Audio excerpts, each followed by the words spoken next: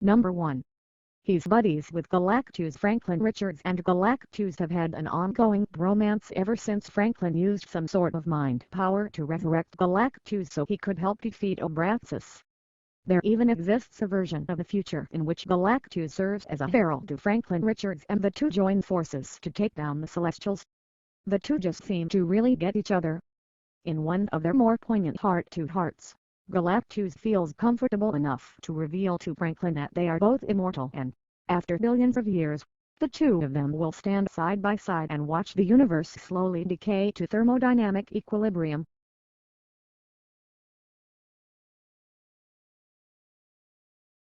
Number 2. He's defeated the devil twice. Mephisto is an extra-dimensional demon with unknown origins, but since he refers to his home dimension as Hell or Hades, it's pretty safe to assume that we're at least supposed to pretend he's the living embodiment of evil from Christian religion. But even Mephisto, being so powerful he can change the entire world at a whim, is left feeling powerless before Franklin Richards. At one point, in Fantastic Four number 270, Mephisto had an unconscious Franklin trapped in hell. When Drive Strange finally came to the rescue, all he had to do was make Franklin aware of Mephisto's presence, and it was over in an instant. There wasn't even a battle.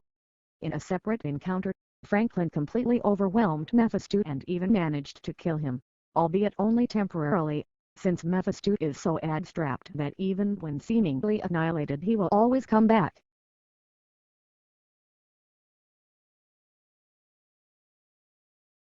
Number 3.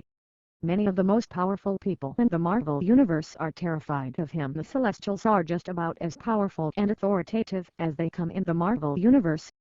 No one knows exactly who they are, where their origins lie, or what they hope to accomplish, but they're thousands of feet tall, older than the cosmically observant race of Watchers, and responsible for most of the intelligent forms of life that exist throughout the universe.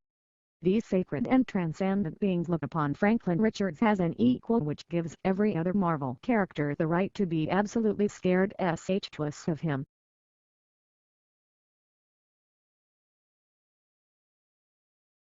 Number 4. He once created an entire universe in the mid-90s.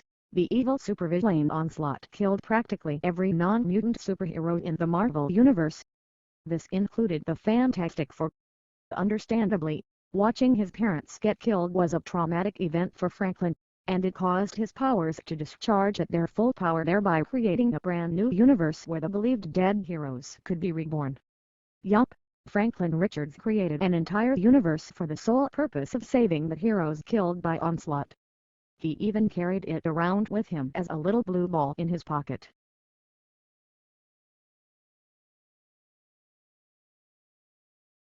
Number 5. He's one of the most powerful people in the Marvel Universe. Franklin Richards is beyond an Omega-class mutant.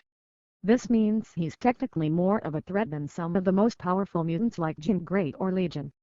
In addition, his powers began to manifest themselves almost immediately after he was born, unlike other mutants that generally only become aware that they're mutants at the time of early adolescence. But it's the nature of Franklin's abilities that make him so powerful. He's basically an almighty god and creator who can rearrange matter, affect biology, and even tear through the very fabric of reality itself. He can pretty much conjure whatever his imagination desires, be it a giant ice cream sundae or a horde of raging demons hell-bent on taking over the world. Oh yeah, he also has telepathy, telekinesis, and a host of other schneck powers that would probably put Professor X to shame.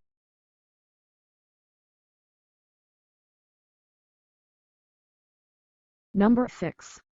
He probably messed up his little sister pretty good, although much less known than Franklin. Susan and Reed Richards actually have a second child named Valeria. But when Valeria was thought dead, she was actually transported by Franklin to an alternate dimension where she would be raised by an alternate Susan Storm, who married a more noble version of Doctor Doom. After Abraxas awakens and threatens the universe, Franklin summons Valeria back and resurrects Galactus so they can combine their powers to defeat the destructive supervillain.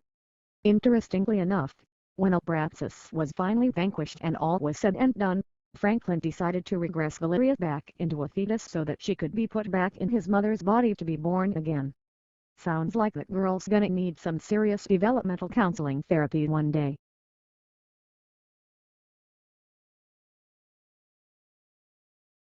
Number 7. He creates supervillains when he feels unloved. Franklin Richards doesn't like to be ignored. So, when his new baby sister Valeria was born, he just had to do something dramatic to steal back the spotlight. Why not make a new supervillain? After Franklin's father Reed Richards, aka Mr. Fantastic, had input some information into a PDA he specially designed to house data in an extra-dimensional storage realm, Franklin crept into his lab and tampered with it. Although his intention was only to use the PDA to make himself smarter and gain the attention of his parents, the result was the creation of a sentient data construct known as Modulus. Even though Modulus wasn't a particularly memorable villain, he serves as a constant reminder that, if you neglect Franklin Richards, there will be consequences.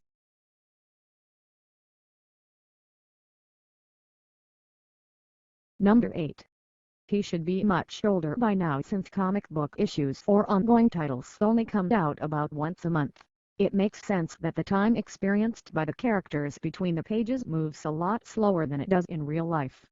However, most characters, especially young ones, still exhibit signs of aging and life progression as the years roll on. For example, Peter Parker evolved before readers' eyes from an insecure high school bookworm to an overworked university stub muffin that juggles multiple girls. He even got married eventually. And the X-Men's Kitty Pryde was first introduced as being 13-year-old girl in 1980, but now appears to be at least in her mid-20s. Franklin Richards, on the other hand, is a different story. He makes his first appearance as a baby in Fantastic Four Annual Number 6, released in 1968, and things start off okay as Franklin has aged up to a toddler by the time his mutant powers begin to manifest in Fantastic Four Number 130, released in 1973. But since then, his childlike appearance hasn't changed very much at all, despite the fact that he's been around for 87% of Fantastic Four's publication history and should probably be at least 25 in comic years at this point.